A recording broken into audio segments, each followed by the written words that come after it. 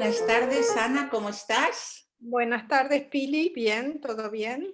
Pues hoy damos paso a nuestro noveno programa de Cuaderno de Maestra, 13 de enero. Hemos pasado ya estas vacaciones de Navidad y de invierno y afrontamos una nueva etapa Ujú.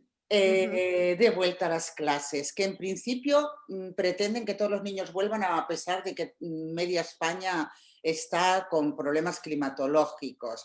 Bueno, Y de les damos, epidemia. sí, les damos la bienvenida a Cuaderno de Maestra. Este espacio pretende dar valor a la educación y hoy, después de una pequeña introducción a cargo de Ana y de Pili sobre la Ley de Educación, hablando del artículo 12, que es el que trata sobre la educación infantil, tendremos con nosotras a Magda Rivero, que nos hablará de alguna característica de la educación de esta etapa, Infantil, y a sí. continuación daremos la bienvenida a Carmen Carramiñana, que hablará sobre la literatura infantil en este periodo.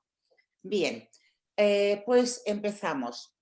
A mí me gustaría aclarar, Ana, que es que cuando las personas hablan de educación parece que se refieren solo al colegio.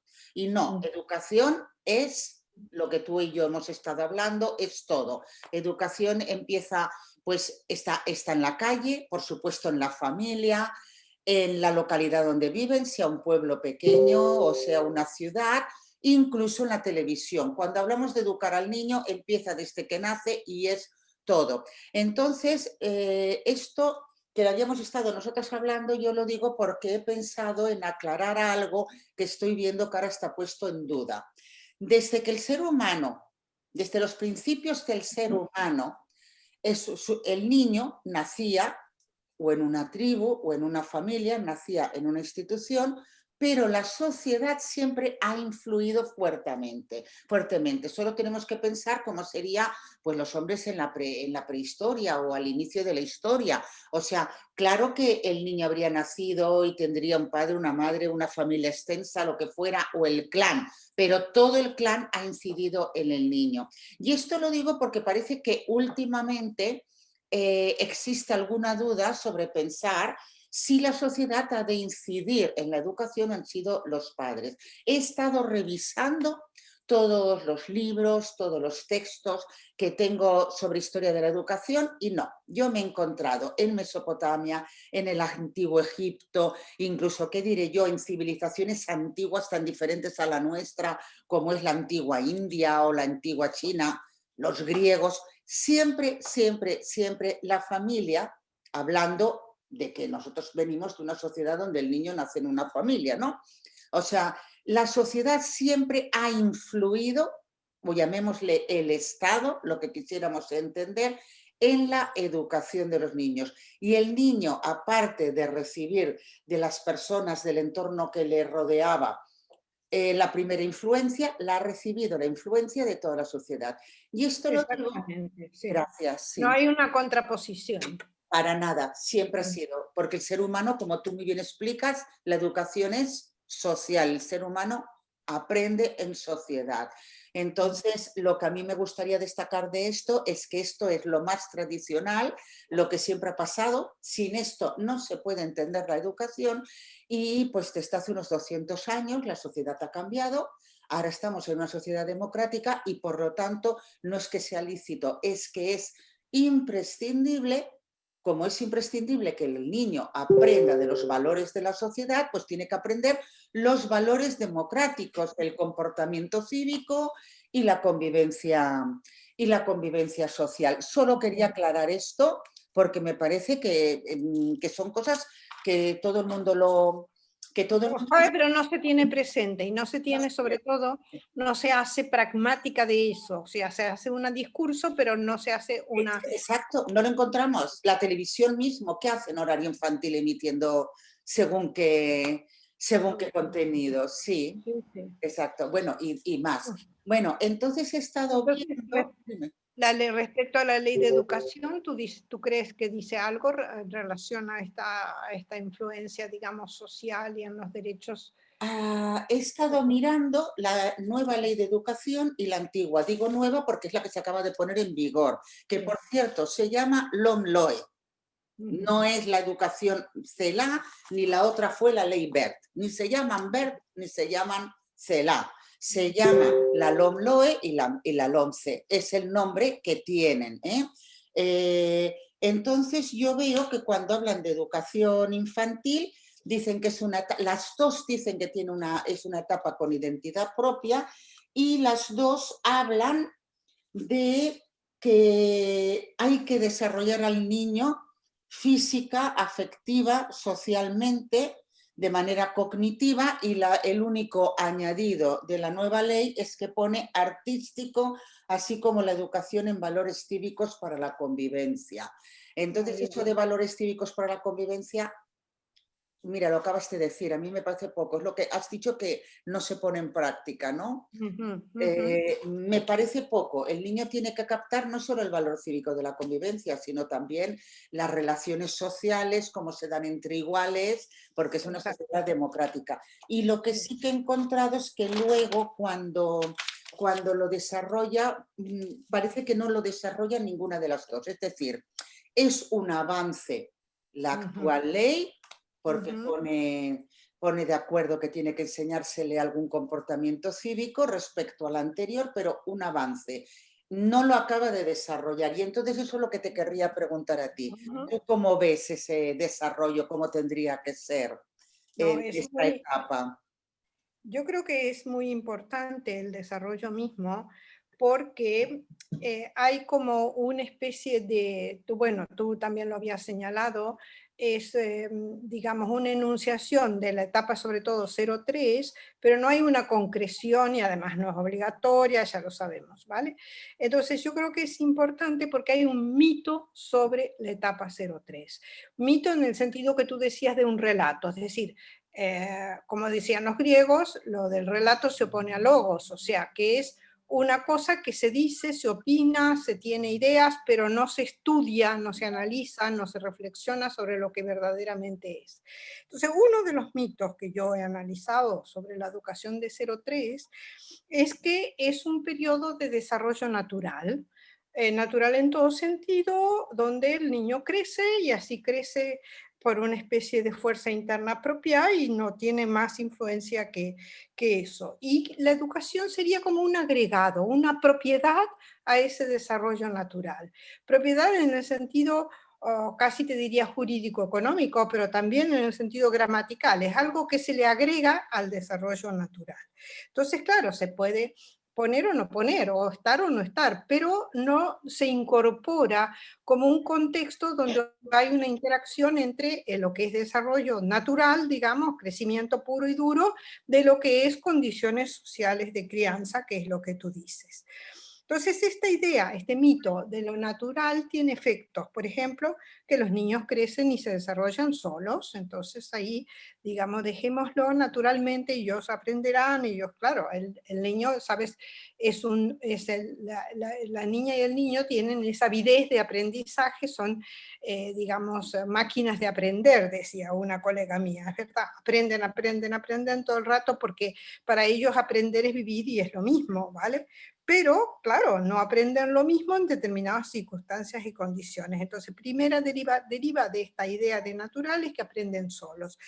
La segunda es que la educación es algo agregado, digamos, que se puede hacer tanto no importa qué contexto, es bien lo que tú dices, es verdad, en todos los contextos son educativos, pero hay diferentes condiciones. Entonces, esta situación, digamos, que se piensa que en el contexto de la familia es un contexto educativo, básicamente va para lo que yo llamo educación en hábitos.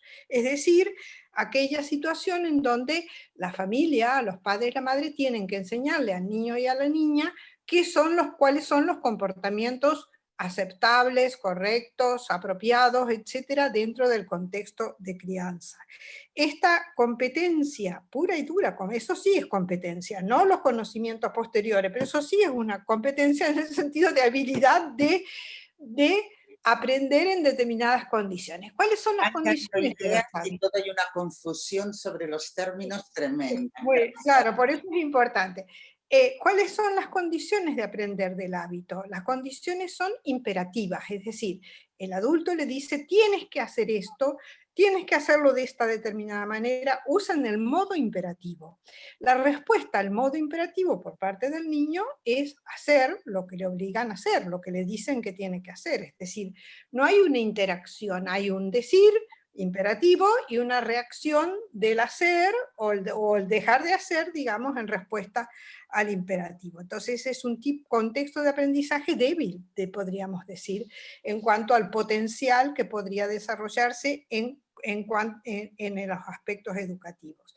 Un segundo contexto de aprendizaje que se da en cualquier situación es lo que yo digo educación de la imitación. Esto tú sabes, es una propiedad de los primates superiores, evidentemente, todos tenemos posibilidad de aprender de imitando. Lo que hace el otro, yo lo miro, lo imito y lo vuelvo a hacer.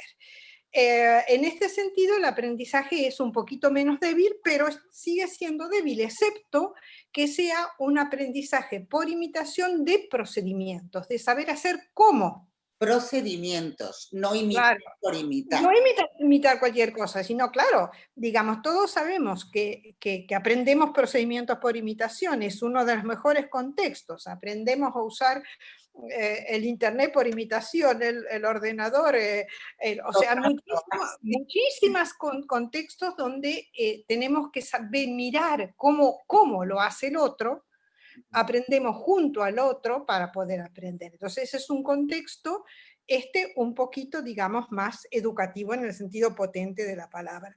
Luego tenemos el contexto de los conceptos, la educación en conceptos, donde también allí no es que se enseñe qué son el nombre de las cosas, etcétera, no, sino que lo que se aprende en el sentido de conceptual, de organización categorial, digamos, del mundo, es las perspectivas, es decir, para esto se requiere el lenguaje, evidentemente, entonces cuando se habla en un contexto donde se toman diferentes perspectivas, se habla sobre eventos o sobre objetos, llamándole a un ser animado, por ejemplo, se le puede llamar lobo, perro, mamífero, animal. Cada vez que tú le pones un nombre, lo vas definiendo, no es solo una etiqueta que le pones, sino que la perspectiva que tú tienes cuando comparas a todos los animales es una, cuando comparas a todos los perros es otra. Bueno, entonces, este es el aprendizaje desde perspectiva que te permite comparar, que te permite ordenar, que te permite jerarquizar, te permite, digamos, establecer relaciones de semejanza y diferencia, etc. Y por último, tenemos el contexto, que esto te va a gustar mucho, que es lo que yo digo educación en narrativa. Esto necesita también del lenguaje, sea verbal o sea lenguaje de signos, que te permite establecer, por un lado, el contacto con el pasado, la evocación, lo que fue, lo que se vivió, lo que se hizo. Lo que no se puede repetir es como exacto, y por otro lado, todo lo que es el contexto del futuro, de la imaginación, de la ficción, etcétera, digamos, te permite una visión totalmente amplia. En el sentido etimológico del término, narración, narrar, quiere decir conocer. Educar quiere decir dar a conocer. Por lo tanto, la narración es el núcleo, digamos, de la educación en el sentido de que es la forma de dar a conocer. Después vamos a ver cuando entrevistemos a Carmen, que efectivamente es una manera, ya sea oral o ya sea escrita, de conocer, es una manera de interpretar el mundo. Por eso aquí damos tanta importancia a la literatura infantil. No es una cuestión de ciencias ni de letras. No es una cuestión de ficción, es una cuestión de tener una perspectiva desde el punto de vista de la imaginación, del conocimiento del yo mismo, del conocimiento del otro, del conocer en general. Entonces, en ese sentido es... Entonces, claro, este tipo de conocimientos se hacen junto al otro y se hacen con otros, digamos. Pero estos últimos, que son más, un poquito más conceptualmente más fuertes, cognitivamente más poderosos, se hacen a través del otro, digamos, se hacen en interacción con los otros. Entonces, cuando nosotros hablamos, y tú lo sabes muy bien, cuando hablamos de interacción, que el niño necesita interacción, no queremos decir que necesita socialización, no es eso, no es estar junto con amigos, no es resolver conflictos o tener situaciones de intercambio de juguetes, no es eso, es aprender junto con otros, porque si El no Homo, se aprende junto con otros, no se aprende. el Homo Entonces, sapiens está programado, concebido para para aprender aprender junto con social, otros, exactamente. no para aprender solo. Por eso Entonces, el método de digamos, los educación contextos, estos contextos amables, estos contextos cariñosos, y contextos emocionales y tal, no tienen en cuenta los factores más importantes de todo el proceso del desarrollo. Y aquí las diferencias sociales son diferencias personales muy grandes. demasiado, Claro, es eso. demasiado. Muchas Entonces, bueno, familias, sí, esa es la nuestra perspectiva, que tú sabes que siempre hemos hemos compartido. estado de acuerdo, sí. Entonces, no es hábito, no es amabilidad, no es Además, compartir, sí, no realmente desarrollo en el sentido más potente de la palabra, ¿no? hay Educación en el mucha, sentido. demasiada narrativa que distorsiona el significado de unos Sí, conceptos de educación muy importantes. A mí me gustaría algún día volver a tratar de esto. Es como el colegio tiene que ser un espacio de aprendizaje, pero hay sí, una serie de conceptos que de repente es como una sacralización de la familia, que parece que si el niño no lo ha aprendido en la familia, entonces ya no se lo tiene que enseñar en el colegio. Bueno, entonces, ¿por no, qué no, hago pero los fíjate, demás? por ejemplo, el otro día estaba pensando, bueno, pensando, leyendo aquella que uno está haciendo, digamos, cuando trabaja, reflexiona y lee, ¿no? Que toda la política de la competencia, de la teoría de las competencias famosa que nos ha vendido el neoliberalismo, Sí. es individualista, Pero además es porque anti-Homo sapiens, no hubiera es sido totalmente evolución. es Sin esto, anti-Vygotsky, por favor, es anti-vygoskiana, es lo que la psicología dice que no hay que hacer, justamente el ser humano aprende gracias a la ayuda del otro. El otro es el que te va abriendo lo que se llama la zona de desarrollo próximo, que es por donde tú tienes que caminar, es porque el otro te muestra. Si no, pues, antropológicamente es anti-niños, porque los es niños anti-niño.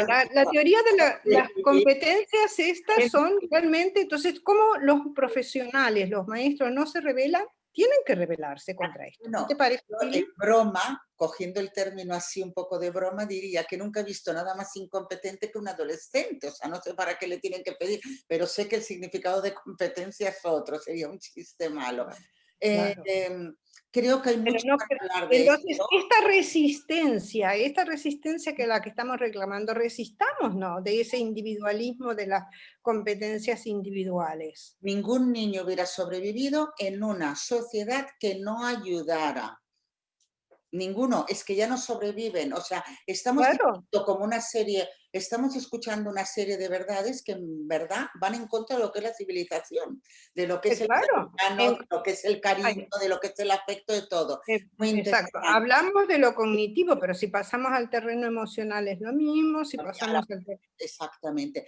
Bueno, pues esto nosotras creemos que como aquí de lo que tenemos que hablar es de educación, tenemos que hablar de este tipo de conceptos porque lo que estamos difundiendo es precisamente el valor de la educación, que es para lo que es nuestro programa. A continuación, solo nos despedimos unos segundos, no llega a un minuto, para presentarles a Magda Rivero. Hasta dentro de un momento. Adiós. Adiós, gracias.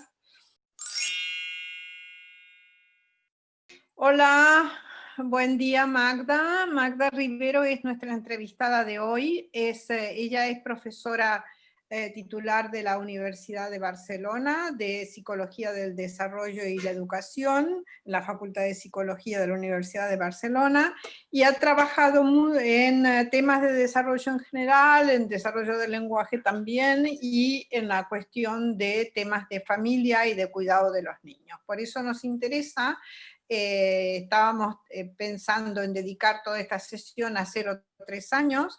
Oh, buen día, Pili, ¿cómo estás? Bien, gracias, muy interesada Buenas en tardes, esta perdón. sesión. Vale, entonces vamos a trabajar con Magda preguntándole sobre esta etapa de 0 a 3 años, que es una etapa que no incluye el proceso educativo ni lo contempla la nueva ley de educación, ¿no es verdad, Pili? Así es.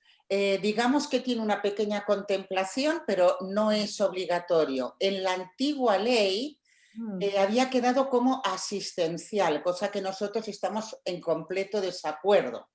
Como Vale, tú nos has exactamente. Entonces, explicado, el justamente niño, lo que le sí, queremos preguntar a Magda es qué consideras tú, si es una etapa asistencial de cuidados y nada más, o si es una etapa educativa en el sentido sí. estricto de la palabra. En la nueva ley sí que queda como que es etapa educativa. Ese es el avance. A ver si ella Adelante. puede justificarnos esto de Sí, sí. etapa educativa. Bueno, yo creo que hay un primer punto y es que a veces tendemos a asociar educación con escolaridad de una forma simple, ¿no? La educación es un concepto más amplio. Por lo tanto, hay educación en la familia, hay educación en las escolas bressol, en las escuelas infantiles para los niños de 0 a 3 años, hay educación a través de los medios de comunicación también, entonces educación es un contexto más amplio, con lo cual podemos decir que los niños pequeños desde que nacen viven en contextos educativos. ¿No? Y en esta En etapa, ¿qué este es lo sentido, pues la escuela infantil es un servicio educativo, está realizando una tarea educativa y es un contexto educativo. Bueno, entonces todas las familias saben que en esta etapa los niños aprenden a sentarse, aprenden a caminar, aprenden comienzan a... ¿Tú qué dirías como proceso de aprendizaje de esta etapa? Bueno, una primera cosa que me parece importante es que tengamos claro que cuando hablamos de desarrollo infantil, de 0 a 3 años o a cualquier edad, hablamos de distintos aspectos. Es un concepto amplio también, ¿no? Tenemos todos los aspectos psicomotores que tú has mencionado, que tienen que ver con todo el desarrollo de la movilidad, de la postura, del desplazamiento, de la manipulación de objetos, pero hay otras áreas también, ¿no? El desarrollo de los vínculos afectivos, el desarrollo emocional, social, el desarrollo de los aspectos más intelectuales, atención, memoria, razonamiento, el desarrollo de la comunicación y del lenguaje.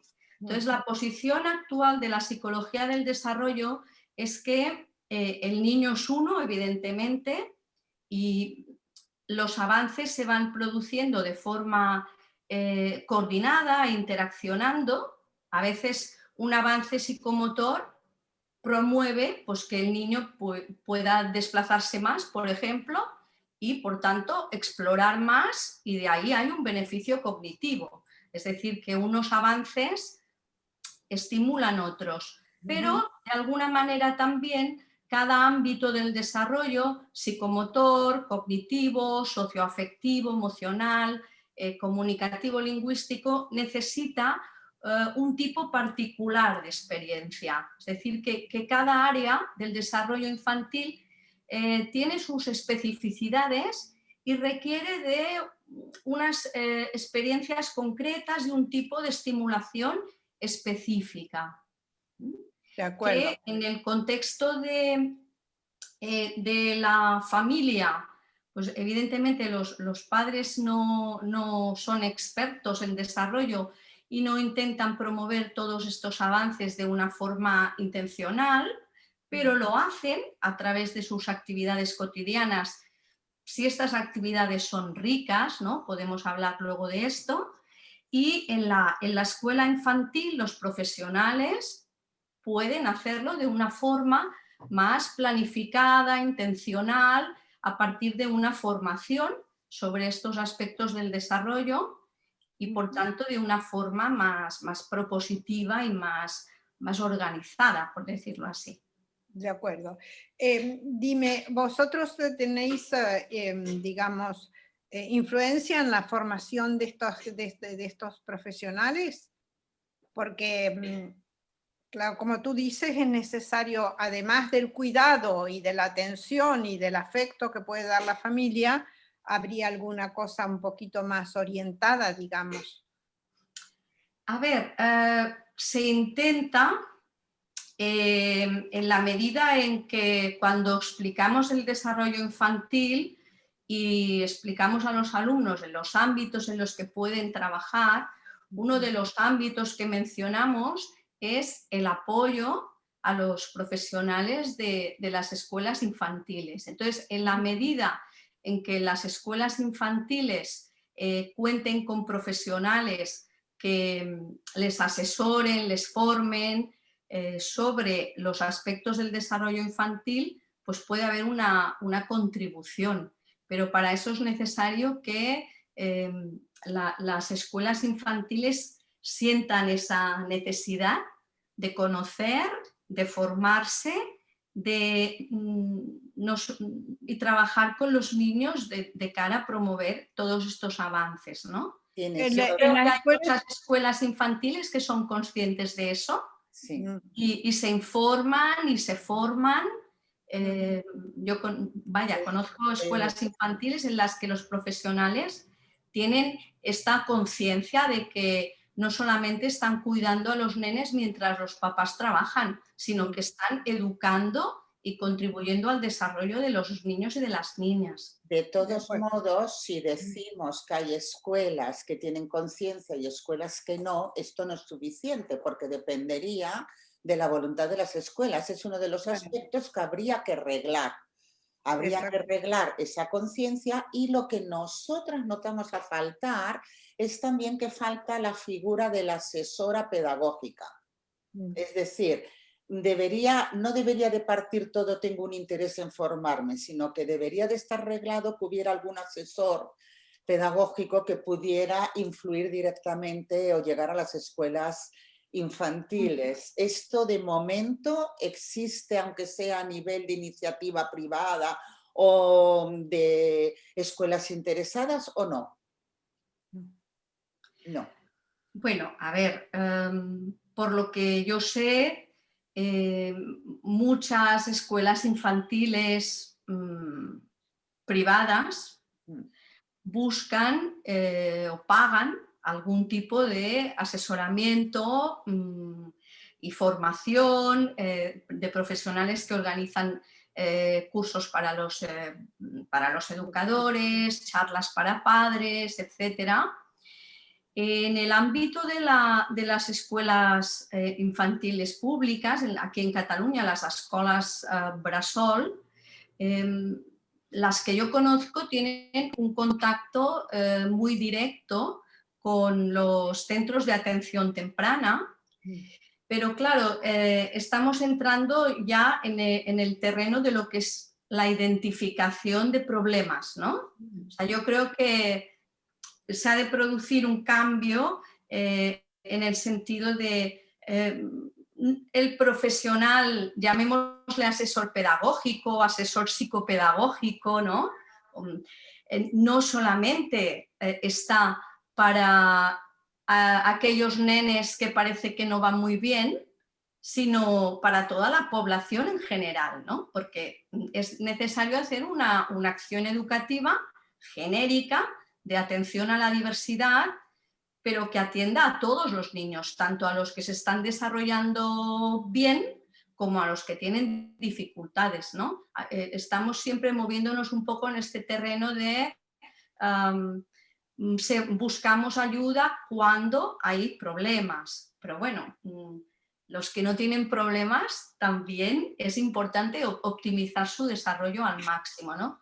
Por tanto, sí que mi opinión es que la educación infantil de 0 a 3 se tiene que revisar como la formación de los profesionales y se tiene que regular, como tú dices, ¿no? Hacer un cambio de modelo, de un modelo de atendemos a los nenes, que yo creo que en muchos de los profesionales está en su cabeza y está en su día a día, ¿no? Porque la mayoría de los profesionales de escuelas infantiles que conozco tienen muy clara esta conciencia educativa, buscan información, buscan apoyo y no se ven a sí mismos como canguros, ¿eh? Hace falta, pero sí que es cierto que no puede depender de la voluntad personal o de la opinión personal, ¿eh? O de algunas experiencias especiales. Sí. Los niños en las escuelas infantiles conviven con otros niños, digamos, además de con las profesoras y los adultos. ¿Tú crees que es importante esta relación de compartir con otros niños para todo el proceso de desarrollo y educativo, como tú dices? Sí, es muy importante. A ver, yo no llegaría al extremo de decir que todos los niños de 0 a 3 tienen que ir a la guardería o a la escuela infantil, a la escuela bressol, porque si no van a tener dificultades en toda esta socialización. ¿Por qué? Porque hay otros ámbitos de socialización, ¿no? Muchos niños que se crían o se educan en casa durante los 3 primeros años, pues socializan en el parque, socializan en la familia extensa, en centros de ocio, o sea que no es la escuela infantil el único lugar donde se puede socializar. Pero también es cierto que hay niños que en su entorno familiar no tienen estas posibilidades de experiencia social, pues porque no tienen hermanos o porque viven en un entorno urbano en el que es muy difícil acceder a estos espacios de socialización como parques, jardines. Habría que ver cada a través de la escuela infantil o ya sea a través de otros contextos, los niños pequeños interactúen con otros niños, porque ahí van a aprender que hay conflictos en la vida, por ejemplo, ¿no? Con los papás, pues sí que hay conflictos de que no quiero comer o no quiero hacer esto, pero un papá o una mamá no te va a quitar un juguete, no va a discutir contigo sobre si esto es tuyo o no. En cambio, los compañeritos pequeños sí, ¿no? Con lo cual van a aprender que hay conflictos, van a observar el comportamiento de los otros. Este nene ha pegado a este otro y este otro llora porque está triste. ¿Qué hace el primero? ¿Le consuela? ¿No le consuela? Hay todo un aprendizaje que entre iguales es necesario también para poder desarrollar lo que llamamos la teoría de la mente, ¿no? Entender que los demás tienen sus objetivos, tienen sus gustos, tienen sus preferencias, tienen intenciones y todo esto se da en un marco interpersonal. Si la familia no puede, por las razones que sean, ofrecer esas experiencias entre iguales, ahí sí que convendría que el nene o la nena pues, pudiera acceder a un lugar como puede ser la escuela infantil para enriquecer este mundo social, ¿no? Te lo preguntamos porque con Pili hemos tenido varias entrevistas de gente que ha defendido la orientación de educación en la casa, homeschooling que se llama, ¿no? O sea, que no es necesario que el niño tan pequeño vaya a la escuela, ya aprenderá y ya tendrá tiempo para aprender, sino que esta etapa es más como de cuidado, más doméstica, digamos, de alguna manera. Entonces hemos tenido, sí. digamos, Sí. entrevistas con gente que defienden esta posición. Y en este momento de pandemia ha aumentado mucho esta posición, ¿sabes? O sea... sí, yo tendría una pregunta. A ver, que no deja de ser opinión, pero en tu caso está basada en un gran estudio por detrás, ¿no? En igualdad de oportunidades, me refiero una mamá y un papá que pueden dedicarse al niño o a la niña, ¿no? O sea, unos adultos que pueden dedicarse al niño y A la tienen crianza. suficiente formación y cuentan con la posibilidad de estímulos y llevarlo al parque. Podrían ser hasta unos abuelos. Encontrándonos en este caso de una familia que le pueda aportar al niño unos cuidados, una estimulación y están preparados para hacerlo, ¿qué ventajas o no ves en llevar al niño de 0 a 3 años De a todas una maneras. escuela de educación infantil? Claro, yo es que en este punto no me posiciono en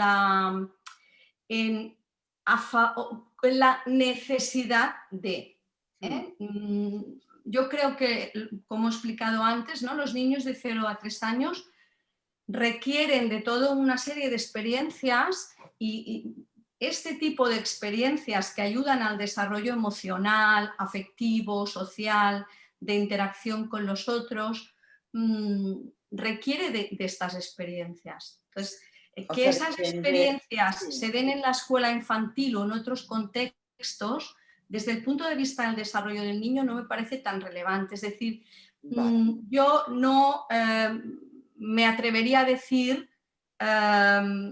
si el nene de 0 a 3 años no va a la escuela infantil va a tener un déficit o una falta o está perdiendo. No creo que sea eso, pero sí que en muchos casos conviene. Yo diría que realmente si la familia puede garantizar todas estas experiencias en un niño muy pequeño, la escuela infantil no es imprescindible. Es decir, mi posición no sería a favor de la obligatoriedad de asistir a la escuela infantil, Totalmente, pero sí totalmente, sí. de que la escuela infantil No se fueran solo regule, diputados. se regule de una forma profesional, que ya es un contexto profesional, evidentemente, pero que se regule como etapa educativa no obligatoria, igual que ahora tampoco el preescolar de 3 a 6 tampoco es obligatorio. Y en Bueno, pero allí cambio ya habría más que hablar, claro. está Claro. regulado. Yo también tengo regulado. otra cuestión, porque hablamos de 0-3 como si fuera un bloque y en realidad son dos subetapas, porque Sí. una cosa es de 0 a 18 meses y otra de 18 meses a 3 años. Entonces, tal vez esta recomendación tuya no sería necesario cuando son más pequeñitos, pero a partir de 2 años, ¿no crees que sería muy conveniente la escolarización? Sí, yo creo que sí. Yo creo que sí. De hecho, muchas familias ya lo están Y en haciendo. otros países a partir de 2 años es bastante... Muchas familias lo hacen. Muchas familias, incluso mamás que no trabajan o papás que están en casa porque son profesionales liberales, notan que los niños de 2 años ya empiezan a buscar, ¿no?, más este contacto con compañeros, con iguales. Entonces, conveniente por descontado De hecho, que sí. A de hecho, partir de los 2 años es conveniente. De hecho, las personas que nos De ahí a dedicamos a que la tengamos que educación, hacerlo obligatorio o no, pues ya es otro tipo de decisiones, ¿no? Pasa como el preescolar 3-6, pues que tampoco es obligatorio, pero la sociedad ve tanto el interés de ello que la práctica totalidad, bueno, ahora sí que es cierto que hay un incremento de esta tendencia de escolarización en casa, pero todavía la práctica totalidad de la gente lleva a los nenes a P3, aunque no sea obligatorio. Entonces, ¿se puede decir que es conveniente a partir de los 2 años? Yo creo que sí, porque además luego va a facilitar también pues la transición al preescolar, ¿no? Claro, exactamente. De alguna forma el P2, vamos a decir así, ¿no?, pues puede ser un inicio suave, ¿no? Más suave en lo que ella es, el entrar en un preescolar donde ya empiezan a haber objetivos educativos ya como muy definidos y que ya entran más, ya comienzan a entrar un poquito en lo curricular, ¿no? Ya de ir, que el niño se vaya acercando a la lengua escrita de forma progresiva. Entonces yo creo que es una transición interesante este nivel de pedos. O sea, yo sintetizando un poco diría, aunque tal vez no llegaría a afirmar que sea imprescindible, sí que es muy conveniente y que enriquece, ¿no? Yo creo que de entrada el hecho de que el niño pequeño participe activamente en distintos contextos de desarrollo, en sí mismo ya es interesante. Es decir, que vean que no todo el mundo se reduce a su familia, que hay otros lugares de encuentro, que hay otros contextos que tienen otras reglas, que tienen otro funcionamiento, otras formas de hacer. En casa pues pido la merienda y me la dan al momento, pero en la escuela digo que tengo hambre y me dicen que, muy bien, cariño, espera un poquito porque vamos a hacer la fila para repartir. Entonces tienes que aprender a esperar. Vas aprendiendo que distintos contextos tienen distintas normas, valores, normas de funcionamiento y esto es muy interesante. Sobre todo a partir de los 2 años es muy, muy, muy interesante. Ana, Respecto a los padres, o sea, a la familia, digamos. Ana, vamos a hacer la última pregunta. La última pregunta, Sí. sí, porque el niño pequeñito, el de 0,3, informa poco directamente, informa indirectamente. Entonces, la capacidad, digamos, de interpretación de los padres tiene que ser mayor cuanto más pequeño es el niño, porque sus posibilidades de reclamar, de informar, son menores. Claro. Entonces, es justamente ¿existen tendencias así de escuela para padres en este momento? Sí, se hacen muchas escuelas para padres y las escuelas infantiles organizan talleres y charlas. Lo que se está promoviendo mucho ahora y está proliferando son los espacios de crianza. Sí. Donde las familias se apoyan entre sí, ¿no? en la crianza en el contexto familiar, ¿no? Hay iniciativas de ayuntamientos, Sí. Existen los espacios familiares. Los espacios familiares ya existen en distintas comunidades autónomas, aquí en Cataluña desde hace muchos años. Son lugares muy interesantes porque son lugares en los que hay profesionales, los padres o los abuelos, un educador del niño o la niña va con el niño allí, juegan, pero hay también espacios en los que se les sugieren a los adultos formas de mejorar sus interacciones con los niños. Hay círculos de reflexión donde se ponen en común problemas, dificultades. También son un espacio que muchas familias utilizan como espacio transitorio para la escolarización, ¿no? Hay iniciativas interesantes, ¿eh? Los espacios familiares son una de ellas. Muchas gracias. Muchas gracias, Magda. Ha sido un placer.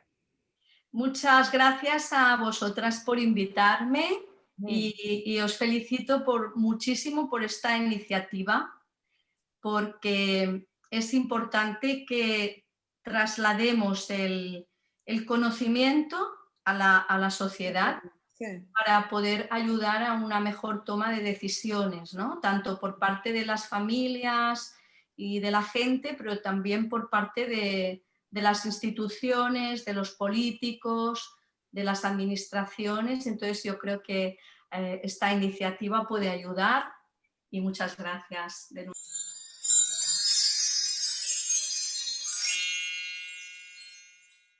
Vale. Hola Pili, hola Carmen. Hoy tenemos con nosotros a Carmen Carramiñana. Carmen es especialista en bibliotecas escolares, tiene un programa que se llama Leer Juntos y que ha desarrollado en la Administración de Aragón, en Zaragoza creo, ¿no? Sí, específicamente en toda la, En en toda la, toda la comunidad. en toda la comunidad, vale. Entonces, como especialista de literatura infantil, nosotros este programa lo dedicamos a 0 a 3 años. Y queríamos saber si, digamos, por definiciones son niños no lectores, prelectores, digamos. Entonces, ¿cómo trabajar la literatura infantil con alguien que no es lector? O sea, ¿qué dirías tú respecto a esto? Bueno, no es lector en el sentido de adquirir Autónomo. los códigos del lenguaje, pero se puede ser lector de otras muchas maneras. Los pequeños desde que nacen, a no ser que tengan dificultades en la vista o en el oído, pues ven y escuchan. Y una de las características importantes del acercamiento a la literatura en la edad de 0 a 3 años es la literatura de expresión oral. Pilar Viarge decía antes que a ella de pequeña no le enseñaban literatura de tradición oral, porque es verdad, muchas veces se consideraban cosas de pueblo, pero realmente esa era una de las cosas importantes de los pueblos, que las abuelas, los abuelos, las tías, las madres, las hermanas mayores, como en mi caso, nos cantaban y nos contaban. Y ese cantar y contar va amueblando la mente. Entonces es muy importante que a estas edades se les cante y se les cuente. Ese sería, yo creo que el paso fundamental.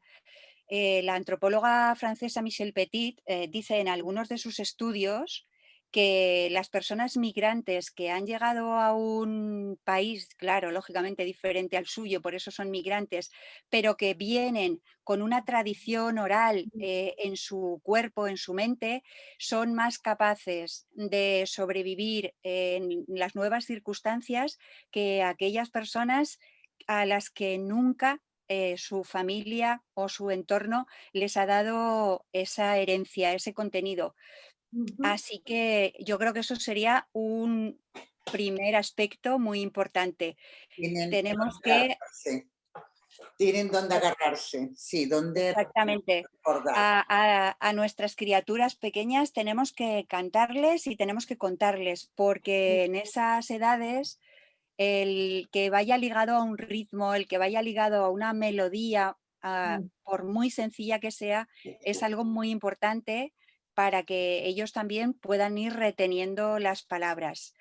Por otro lado, va muy ligado también al sentimiento, a la sensación, a la sensibilidad. De Otra cosa acuerdo. importante también sería enseñarles imágenes. Es un paso fundamental de lo real, es decir, yo toco una mesa y sé que es una mesa, o tiene un perro o un gato que lo tiene en casa, lo ve en la calle y sabe que eso es un perro o un gato, o también distingue a las personas, es decir, distingue los objetos, pero son objetos reales. El paso a la abstracción nos viene por la fotografía, nos viene por el dibujo. La fotografía representa mucho mejor el objeto real, pese a que no sea real. Mientras que el dibujo ya es una interpretación y en este momento los ilustradores hacen cosas muy diversas. Partíamos de una ilustración que era realista en general en los libros de infantil. Es decir, que si el niño o la niña se estaban comiendo una manzana, ya está. El niño o la niña se comían la manzana y no había más, y además el texto nos lo decía. En este momento, los personajes, los objetos, los lugares no son realistas en muchas ocasiones. Por ejemplo, sí, tenemos a una Elec Noxenbury que nos hace unos dibujos magníficos, con una ternura y una sensibilidad increíble, pero tenemos a otros autores que, que no buscan esa estética en sus dibujos, sino que buscan una dinámica mucho más rompedora, una dinámica que a veces a quien asusta es a los padres y a las madres, es a las familias, no a los niños. Pero sí, hay libros que los padres y las madres rechazan comprarlos o cogerlos en una biblioteca porque no acaban de entender qué se plantea con ese tipo de ilustración.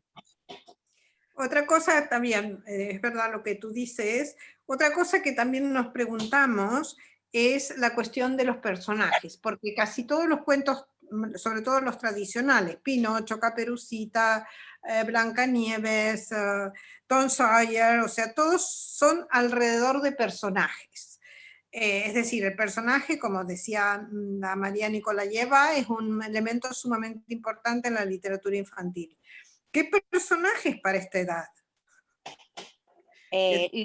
Los animales son fundamentales. Claro, vale, ok. O sea, probablemente las personas también, pero yo creo que mucho más que las personas son los animales. Y de hecho, si vamos viendo un recorrido histórico, bueno, la Caperucita con el lobo o todos estos animales que representan el mal o que representan el bien, las fábulas, etcétera, nos vienen desde tiempos inmemoriales. Y el lobo se sigue manteniendo. Es verdad que en la literatura actual al lobo, por ejemplo, se le ha querido salvar un poco de ser siempre el malvado. Pero no lo consigue, los niños saben que Los sigue niños, siendo el sí, sí, malo. los niños prefieren que siga siendo el malo. Sí, necesitan que haya un malo. Y si es en la literatura, mejor que si es en la realidad, claro. Claro. Entonces, pues eso, el lobo o esos otros animales fantásticos o mitológicos, incluso para los pequeños, tienen su poderío, tienen su atracción. Los dragones, por ejemplo, ¿no? Son elementos, los dinosaurios. Claro. Además, Se vuelven todo locos. esto viene reforzado por el cine, viene reforzado por las series de televisión, viene reforzado por los dibujos animados. Es decir, los niños de esta época están acostumbrados a lo audiovisual. En mi época, pues lo audiovisual apenas Bueno, existía. Yo la primera televisión la vi en mi casa cuando tenía, creo que 5 o 6 años, y creo que la vi pronto. Pero claro, ahora existen una serie de personajes y de elementos que para ellos quizás son más representativos por las series Claro. de dibujos animados que por los libros.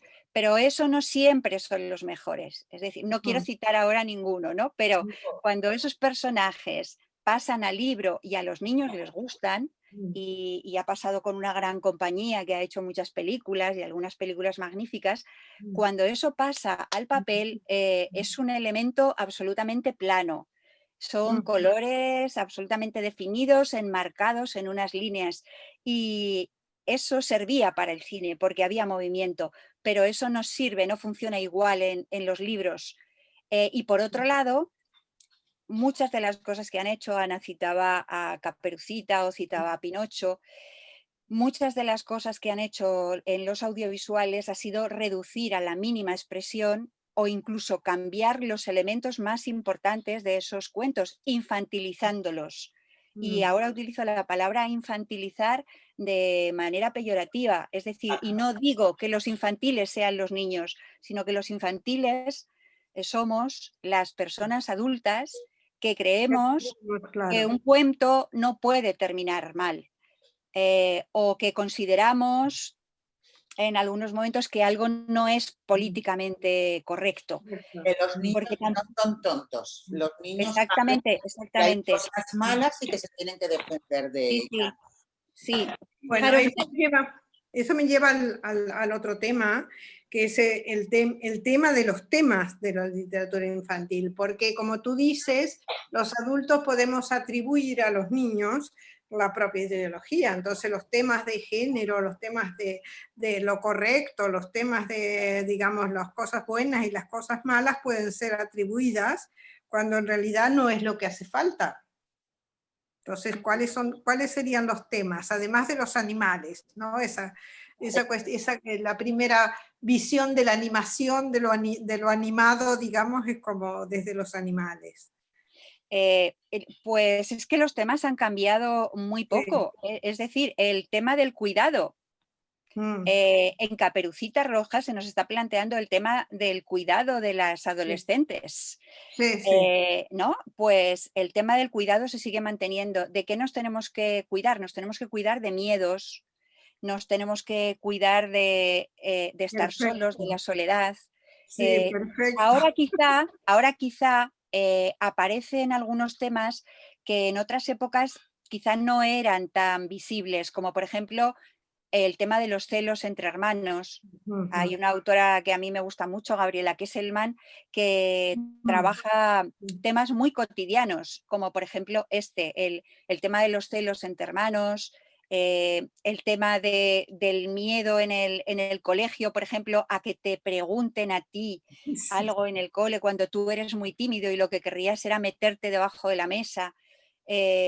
Otro aspecto que aparece ahora mucho y antes apenas se citaba, a no ser que hablemos, por ejemplo, de Christine Nostinger, una autora importantísima en Europa que en España llega en los años 80. Y claro, cuando llega en España en los años 80 y encontramos personajes que viven con la madre, o encontramos un personaje como la señora Bartolotti, que, que lo que le llega es un niño en una lata de conservas, ¿no?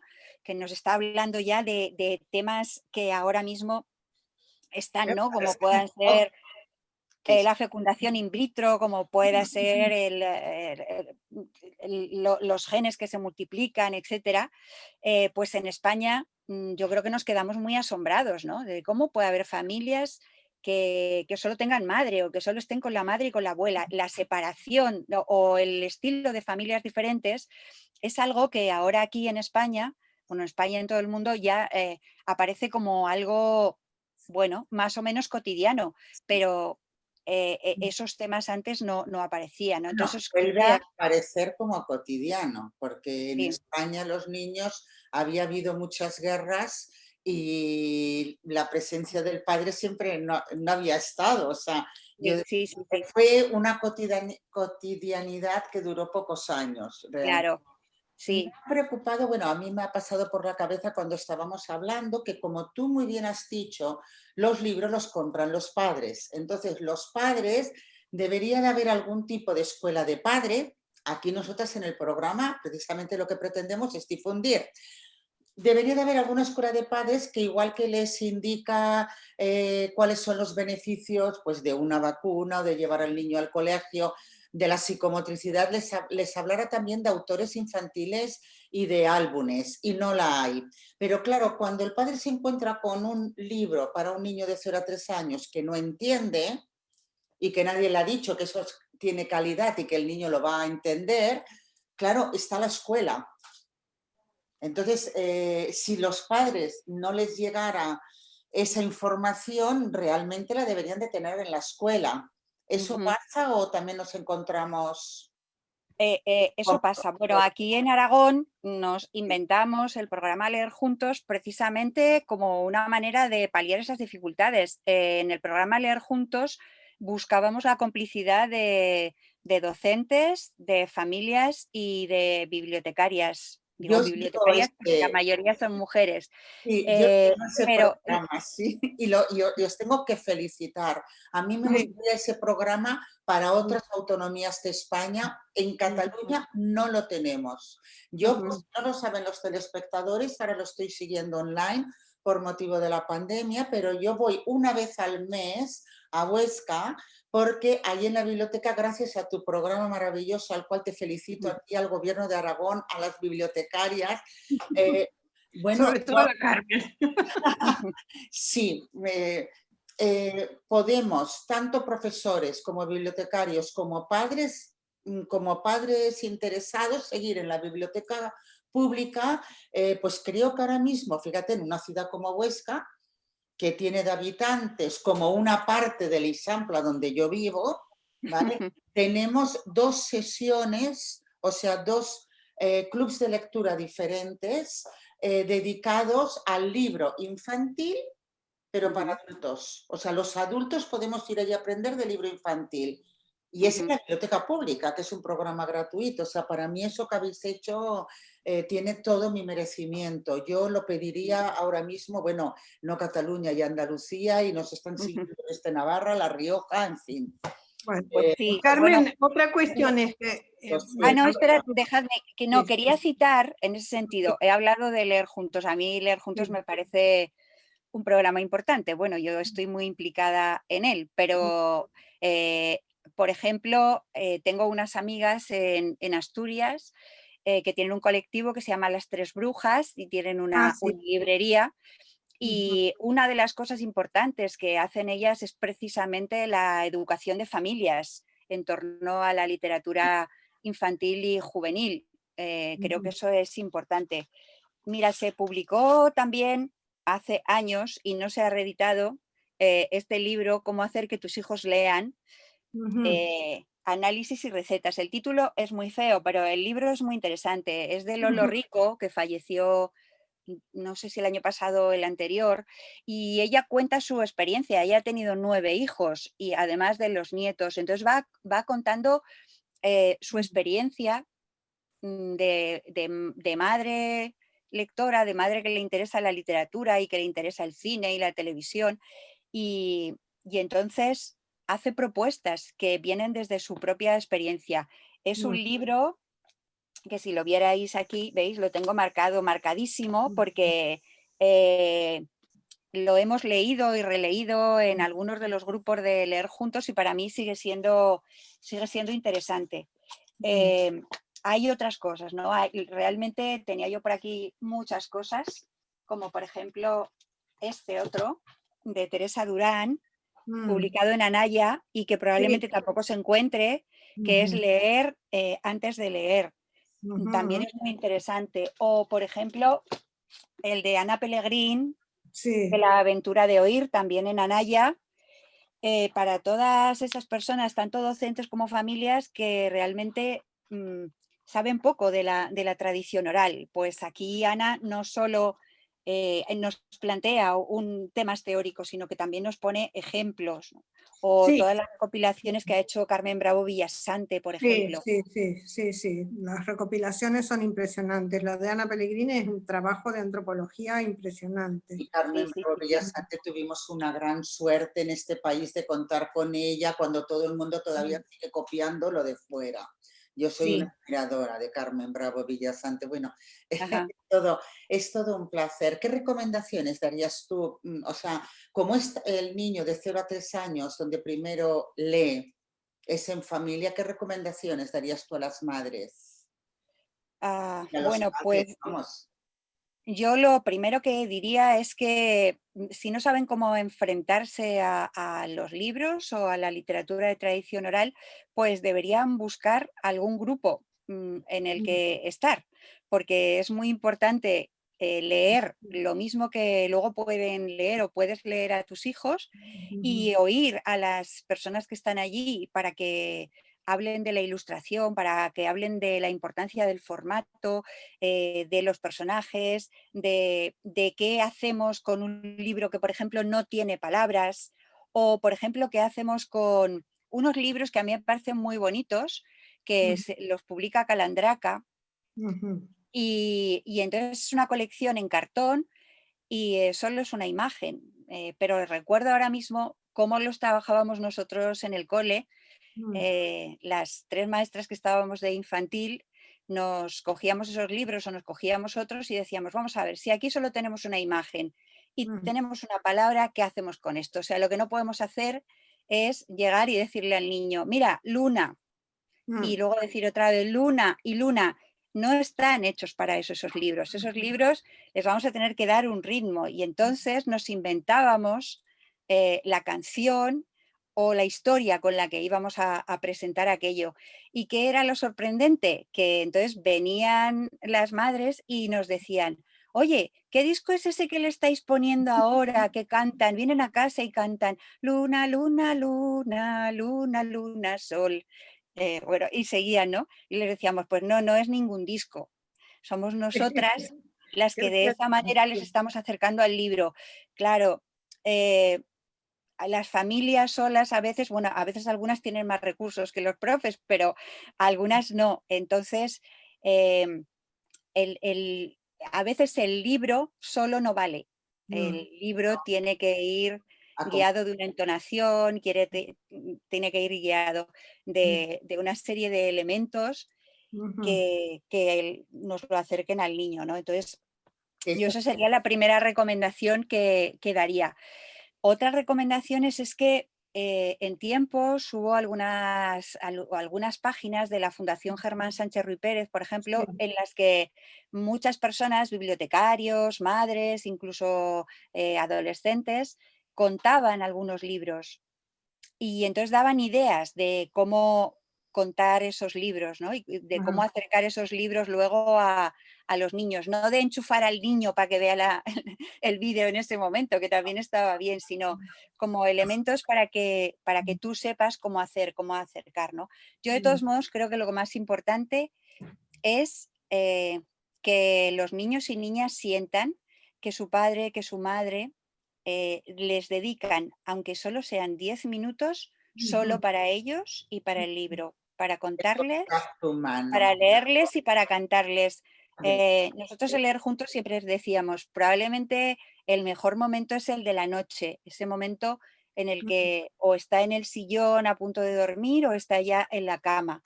Quizá ese sea el momento ideal, pero puede ser momento ideal en cualquier hora del día. Pero que ahí sientan, porque la literatura entra por el sentimiento. Claro que hay algunos autores que cuentan cosas tan maravillosas que la historia es poderosa de por sí, pero si los libros van ligados a ese afecto de la persona adulta, del padre, de la madre, de la maestra, del maestro, de la bibliotecaria, de la abuela, de quien sea, pues eso va a ser fundamental. Otra cosa que les diría a las familias es que no tengan miedo a la literatura actual, pero claro que también eso requiere un proceso de formación, ¿no? Se publican ahora muchas cosas y hay muchas cosas que no son esenciales, entonces es mejor tener pocos libros que tener muchos, pero que sean esenciales, ¿no? En ese sentido hay librerías especializadas en literatura infantil que tienen libreros que saben un montón. Yo creo que hay que fiarse. Y luego, por ejemplo, hay que conocer sitios como el Club Quirico, que sabéis que es un club que depende de CEGAL, en el que hay un montón de librerías que tienen libros de literatura infantil y juvenil y las recomendaciones son muy buenas y tiene guías. Siempre sus recomendaciones. Tiene guías excelentes. O, por ejemplo, aunque sean familias y no se hayan dedicado a la filología, conocer páginas como la de Gretel, por ejemplo, de la Universidad Autónoma de Barcelona. Esa página la teníamos nosotros buenísima. Claro. Sí, la seguimos teniendo. Y hay también algunas páginas de Latinoamérica que son buenas también. Sí, claro. Latinoamérica nos puede aportar mucho. Sí. Muchísimo. Hay la famosa tradición de los autobuses de lectores, ¿sabes? Que iban por barrio. Muchas gracias, Carmen. Seguiremos dentro, o sea, nuestro próximo programa es dentro de 15 días y dentro de un mes esperamos encontrarte con nosotras de nuevo. Nuevamente. Espero que tengo una última pregunta.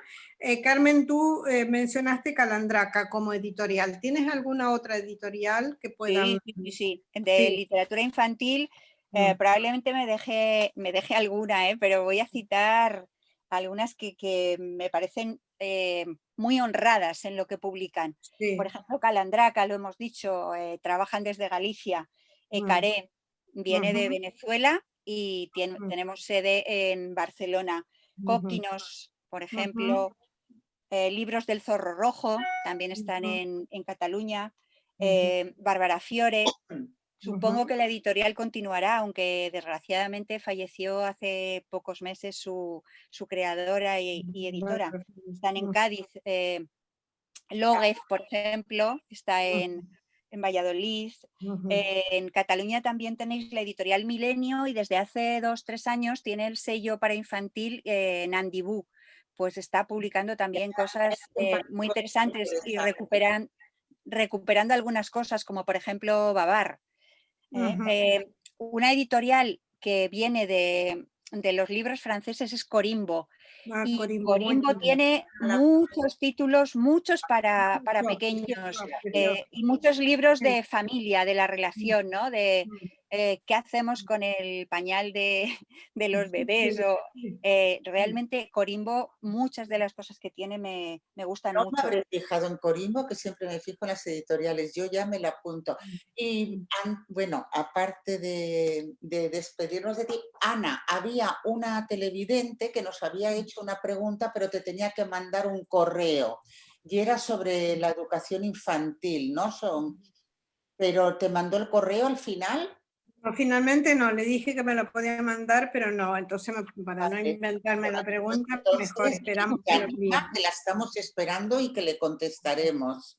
Sí. Y bueno, dentro de 15 Carmen, días, un lujo tenerte con nosotras, porque Ya. realmente, claro, es un conocimiento que no está disponible fácilmente para las familias, ni tampoco para los educadores, fácilmente no está disponible, a pesar de todos los esfuerzos, como tú dices, los esfuerzos de Gretel, los esfuerzos de Quirico, los esfuerzos o sea, no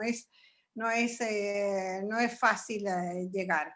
Aquí han abierto algunas librerías, pero claro, con esta situación de la pandemia tampoco la gente esperemos que sobrevivan. Es porque las librerías, las bibliotecas públicas hacen mucho trabajo, pero las librerías también son necesarias. Muchísimo. Sí, sí, sí. El mes que viene esperamos volverte a tener con nosotras y que Bien. sigas formando. Esa vez para trabajar evolutivamente con los niños de 3-6, digamos, ya los Muy bien, porque- seguimos. Vale, vale, Sí. vale, vale. Bueno, A estos me los conozco mucho. Bueno, muchas gracias, Carmen. Acaba aquí el programa de hoy, hasta dentro de 15 días, y volveremos a tener con nosotras a Carmen Carramiñana dentro de un mes. Estamos con ustedes, cuídense mucho y no se olviden las mascarillas. Adiós. Adiós. Adiós.